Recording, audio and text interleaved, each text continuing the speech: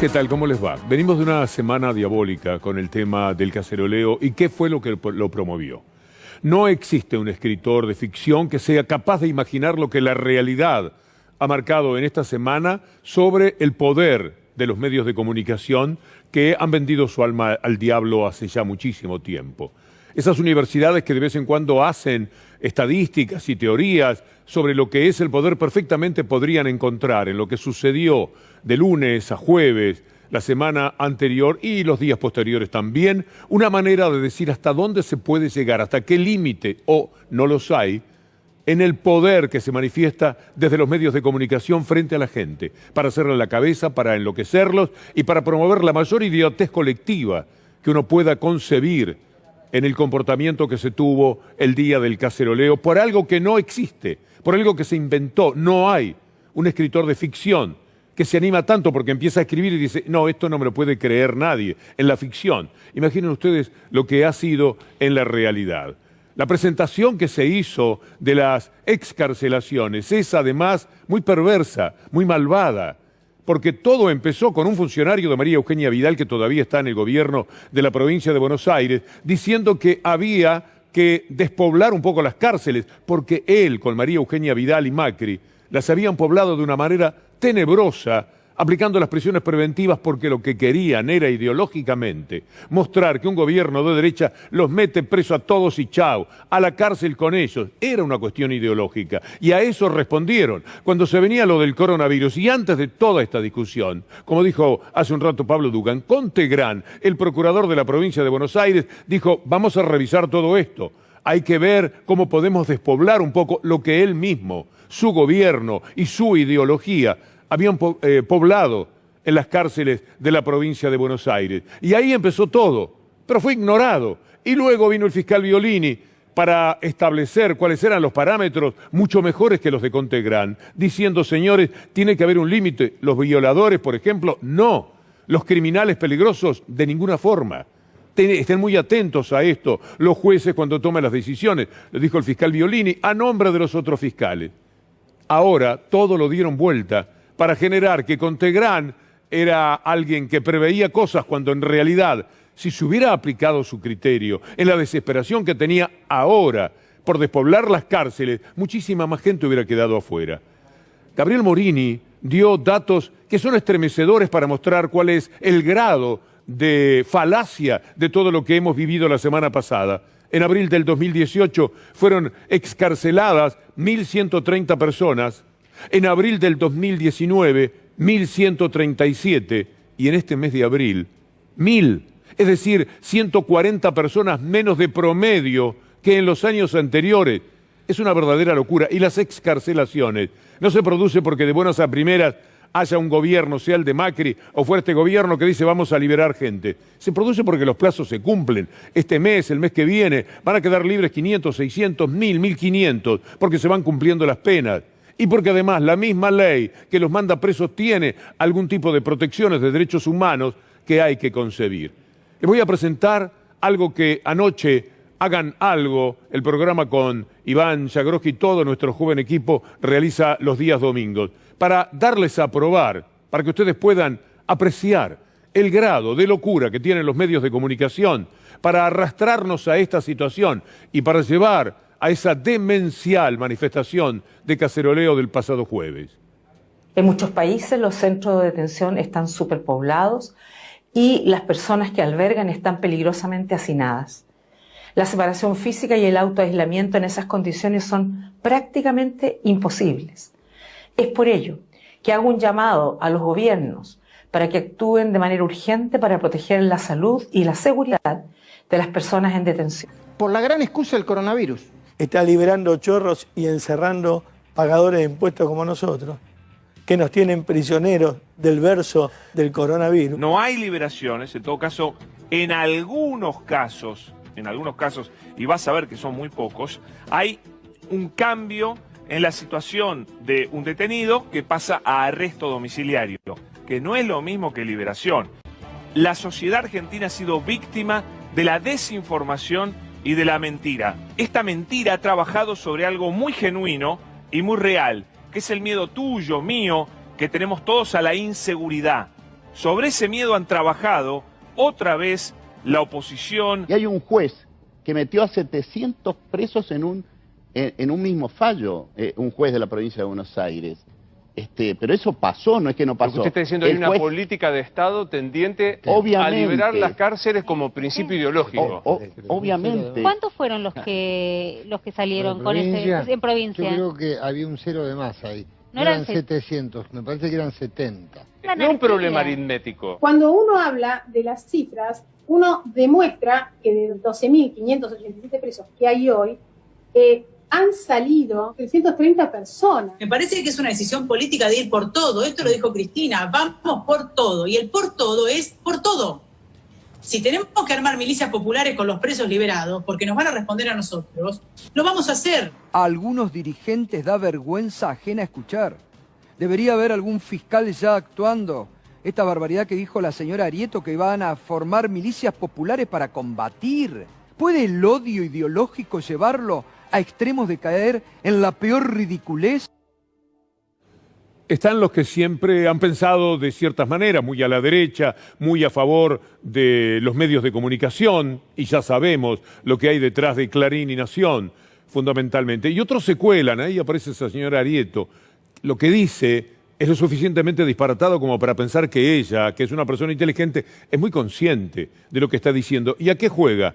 A pertenecer a un sector privilegiado de la sociedad dentro del que de alguna manera quiere estar. Si un día vuelven al poder, será parte del gobierno. Y si no, mientras tanto, sobrevivirá como una persona adaptada a ese poder real que todo lo consigue, lamentablemente, en la República Argentina, imponiéndose a lo razonable, a lo lógico y sobre todo a la verdad, desde cualquier mentira como esa que acabamos de escuchar, que no tiene pies ni cabeza y que parece que no es necesario ni siquiera refutar, pero se hace imprescindible finalmente porque en el cúmulo están los periodistas, pero también están los medios, los títulos, las tapas, los grandes zócalos que van determinando comportamientos porque la gente a veces mira hasta sin escuchar qué es lo que se dice.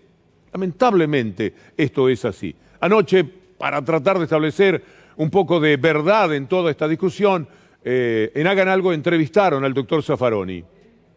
Nunca pensé que realmente podía haber una falta de seriedad y una irresponsabilidad tan grande como para manejar una manipulación política, una manipulación de la opinión pública frente a un problema tan serio como el que tenemos.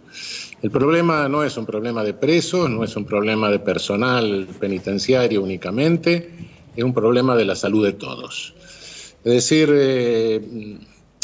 no es un problema solo de las cárceles, es un problema de todas las instituciones totales, en el sentido de Goffman. Todas las instituciones en las que hay concentración de personas.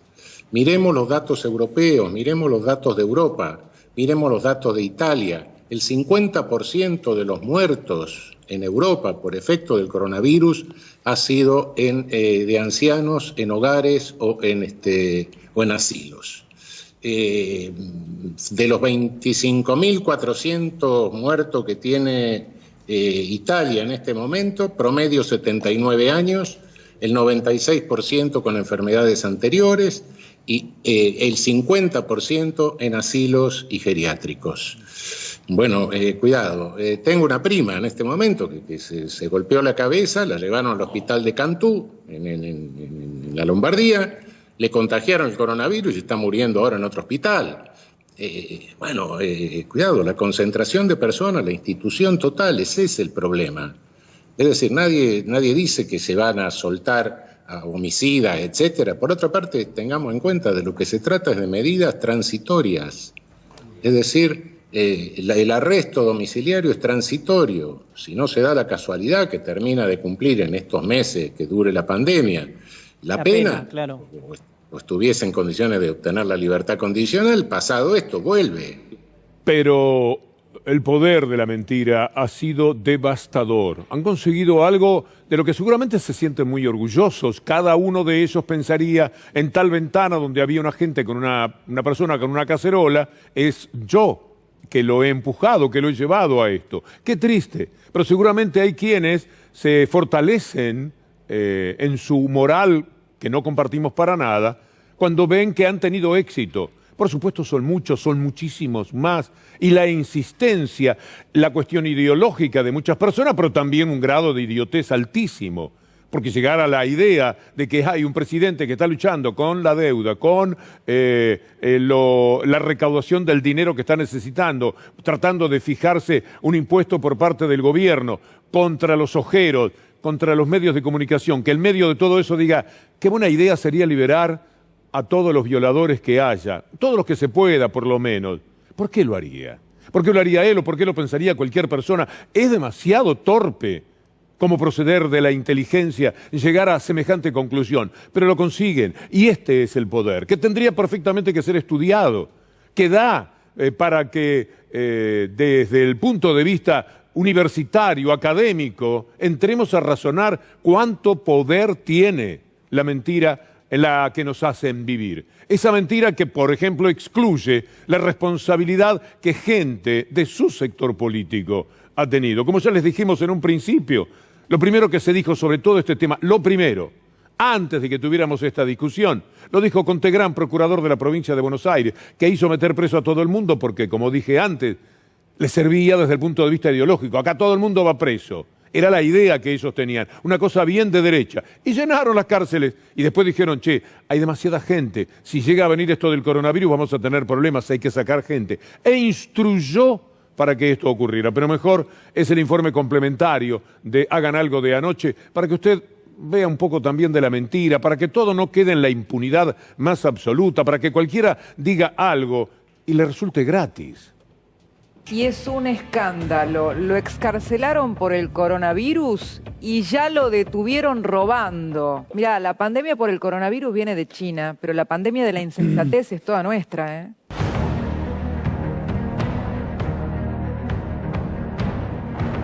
Tiene que volver a actuar la justicia, o sea, seguimos gastando dinero del Estado para que lo vuelvan a meter en cana. Mientras la gente está encerrada en su casa, la gente está presa y los presos libres.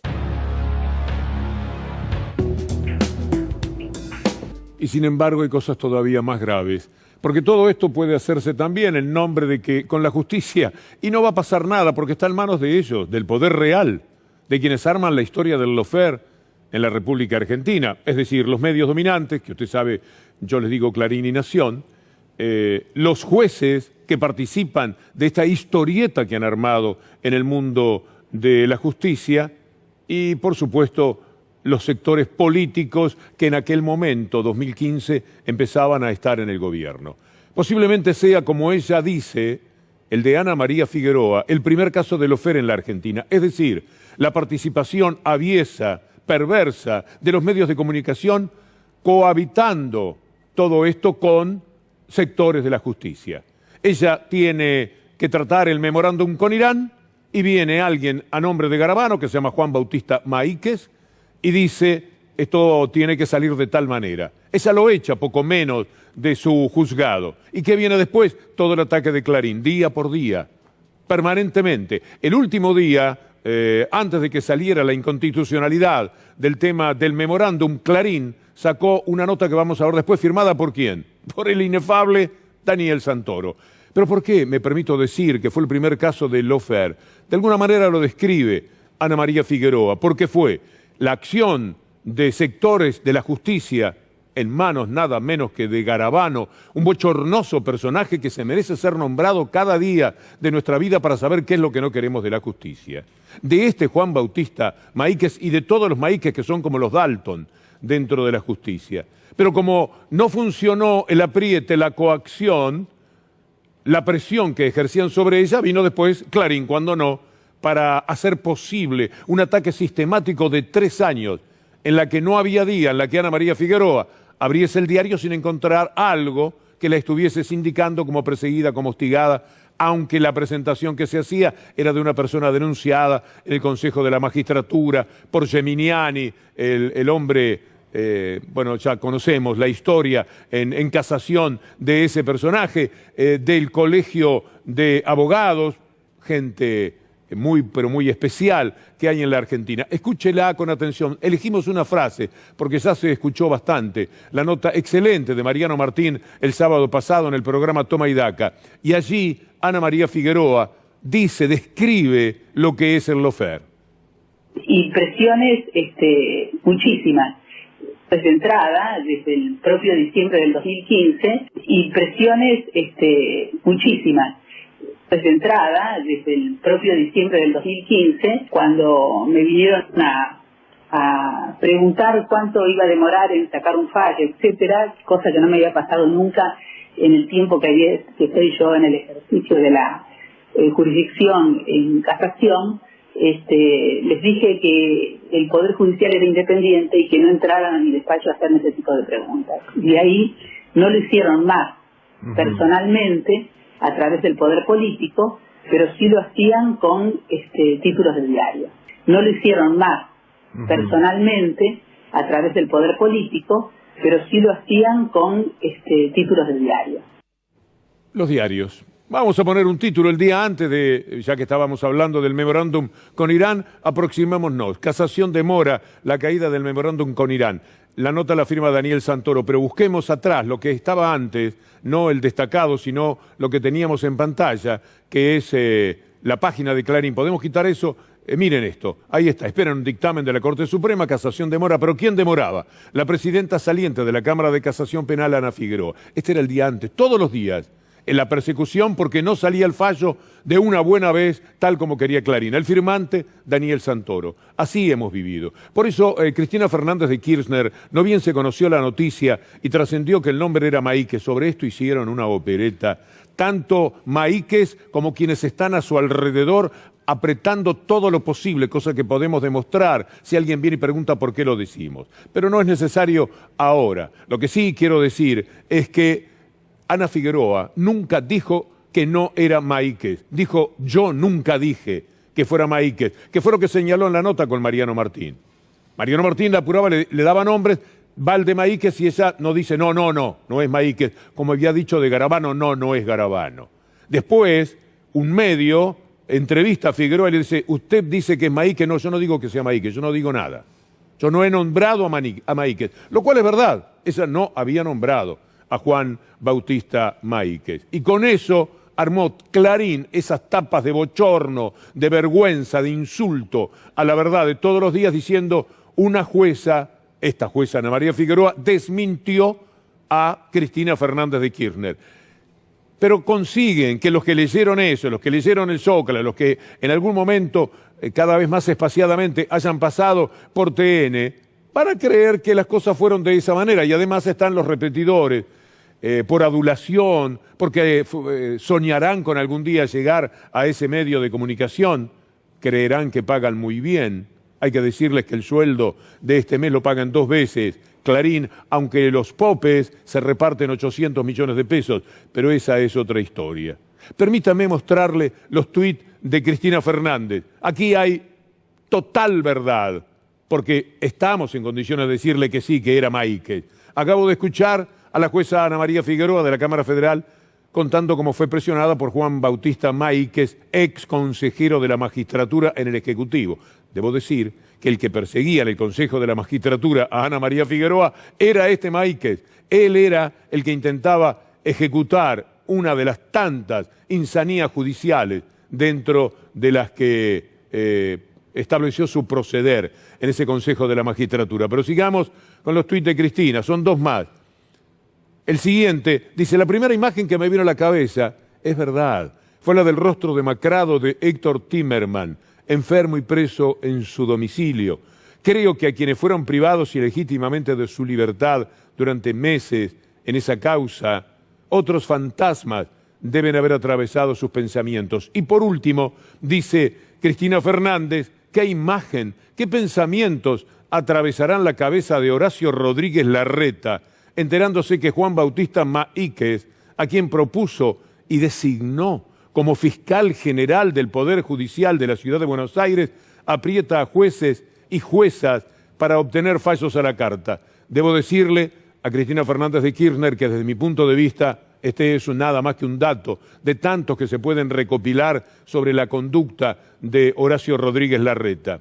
No hay ninguna novedad en el comportamiento de quien tendrá que tapar muchísimos chanchullos cometidos a cargo de la Ciudad de Buenos Aires y necesita, no de un Maíquez, va a necesitar de toda la familia Maíquez, del padre que está muy cerca en el juzgado de Ana María Figueroa, cerca físicamente, o de Ignacio, o de Bautista, de algún Maíquez, o de las señoras que trabajan en la justicia, o de los yernos, o de los suegros, va a tener que proceder de esa manera, se tiene que cubrir lo más que pueda. Sí, hay que decir a Cristina Fernández de Kirchner que eche un vistazo, porque lamentablemente el día que asumía este Maíquez, del que todos conocemos su historia, había funcionarios muy destacados del actual gobierno presentes en el momento en que asumía. Quiero decir que había también esos grados extraños de complicidades que no se pueden entender, que no hay manera de entender.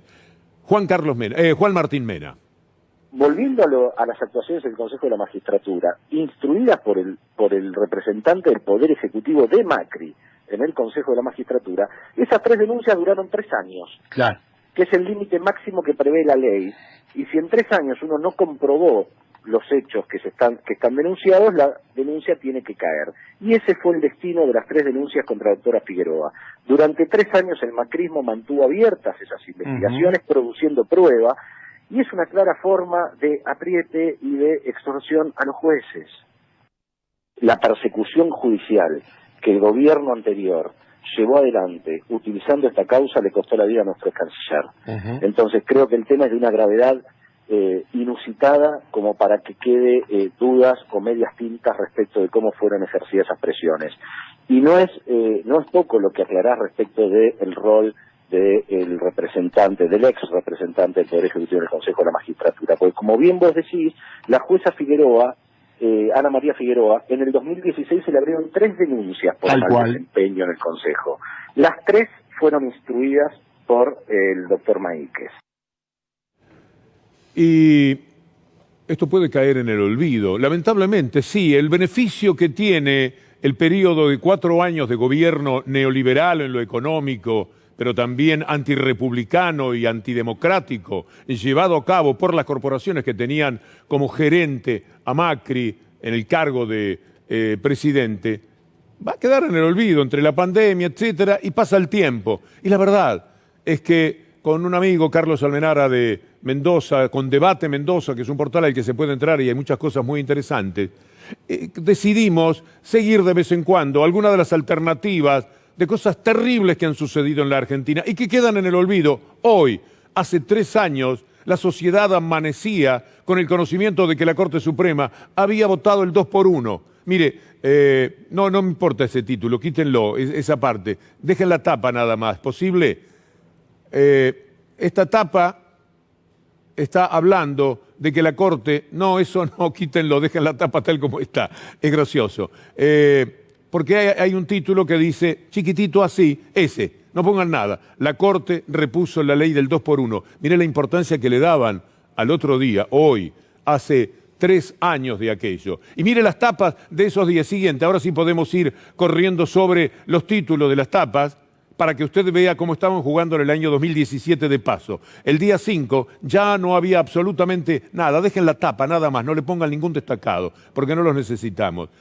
Sigamos, el 6 y el 7 ya no era que no estaba el 2-1, lo que había hecho la Corte, el horror de la Corte, sino que jugaban con la campaña, estaban en plena campaña pro Macri, con tono de campaña, dice ahí abajo, Macri inauguró el Metrobús, y la otra también, nada del 2-1, olvídense del 2-1 en una semana en la que se estaba preparando una marcha inolvidable que tiró después por tierra, dio por tierra con lo que había hecho vergonzosamente la Corte Suprema. Mire el voto asfalto, destinan 25.000 millones de pesos para 1.246 obras en la provincia. Usted ya sabe que no hicieron nada, que era todo cuento, que cuando Macri golpeaba el cemento y decía esto es real, en realidad perfectamente podía golpear la cara porque era donde había más cemento para decirlo. Quiero recordar lo que hoy, hace 3 años, se decía por parte de algunas personas.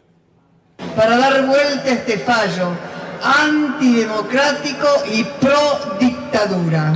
Acá está el pueblo, un pueblo más sabio, más comprometido, más fuerte para resistir estos embates. Nunca más el silencio. No queremos No queremos convivir con los asesinos más sangrientos de la historia argentina. Todas las organizaciones de derechos humanos, por supuesto, pusieron el grito en el cielo.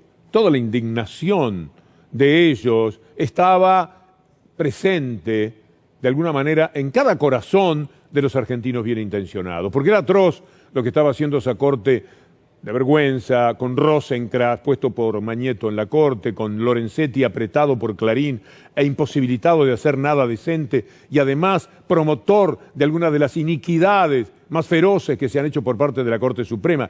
La República está realmente en problemas con una Corte de Suprema así. Y hasta Rosati había votado. Era toda una enorme tristeza. Y ahí estaba también la expresidenta manifestándose en aquel momento sobre el horror de la Corte. Para que recordemos la Argentina que vivimos nosotros. Los compañeros que ya no están más. Y si no eran compañeros tuyos, a lo mejor eran amigos. Y si no eran amigos, eran vecinos, parientes, pero te enteraste de alguien que lo desaparecieron y que no volviste a saber de él porque era un disidente o un opositor político. Vos no podés querer ese país para tus hijos, porque vos tenés que tener un país para tus hijos en que tus hijos puedan decir y pensar lo que quieran y que no tengan el miedo de que le golpeen la puerta o le pateen la puerta, se la volteen y lo lleven de los pelos y nunca más lo veas. Después podemos aguantar todo, podemos aguantar que te digan esto, que te digan lo otro, que un imbécil por la televisión te diga cualquier cosa, ¿qué importa? Forma parte de las reglas del juego de quien...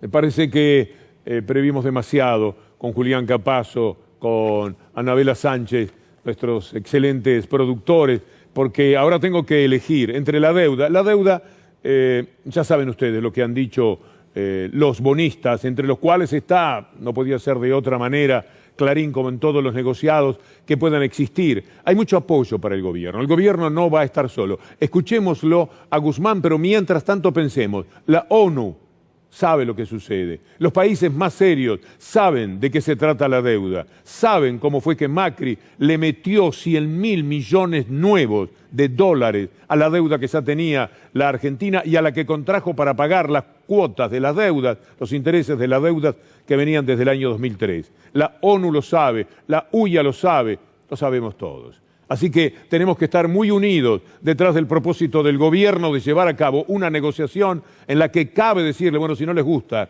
mala suerte. Es razonable, es una oferta sobre la base de la buena fe, y es sobre la base de la buena fe porque estamos tomando un compromiso que podemos cumplir al mismo tiempo que cumplimos con el compromiso más importante, que es el de proteger a las argentinas y a los argentinos. La otra parte busca presionar para que Argentina ofrezca más. Pero como digo, ofrecer más no se puede, porque ofrecer más no es sostenible, y nosotros eso es algo que no vamos a hacer. Quiero cerrar la columna con algo que iba a tener su desarrollo, pero ya estoy apreciando a Gustavo Silvestre, que se va acomodando. Pablo, que tiene que cerrar un trabajo enorme como el que hizo hoy desde las 6 de la tarde aproximadamente. Le voy a dar a probar una declaración que tiene 26 años, de uno de los hombres más maravillosos de esta sociedad, el doctor Favaloro. En julio se cumplen 20 años, nos preparamos para grandes homenajes, por lo menos aquí en la columna. Pero mire lo que dijo hace 26 años sobre los ricos, sobre la concentración de la riqueza, todo esto que es lo que está en juego cuando hablamos de la deuda o de la semana que vamos a tener para discutir muchísimo sobre el impuesto a las grandes fortunas.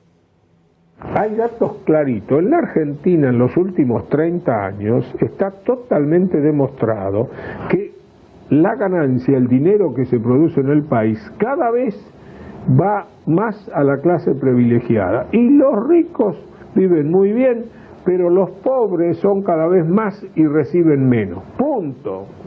Yo no estoy haciendo la moralina barata, digo, podría juntar los datos y darle los números que demuestran todo esto que estoy diciendo. Entonces la gente no tiene sueldo suficiente, no tiene casa, no tiene agua potable, no tiene educación, no tiene protección de la salud. En Estados Unidos hay 40 millones en estas condiciones, no es solamente acá. Es el capitalismo. Pero no puedo mejorar esto que acabamos de escuchar, así que le digo hasta mañana si Dios quiere.